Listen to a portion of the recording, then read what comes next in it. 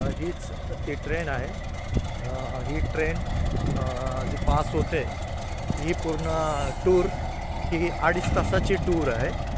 आणि ही जी टूर जी जाते पूर्ण सगळीकडे फिरते पूर्ण माउंटेनवरती.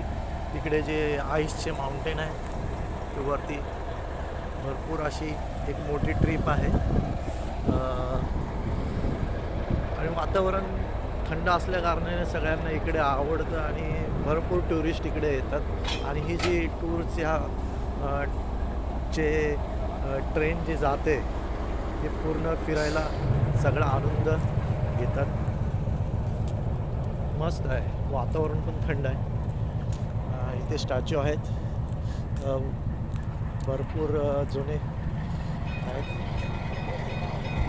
डोनर केलेले आहेत त्यांनी. भरपूर विजिटर इकडे फोटो पण काढतात.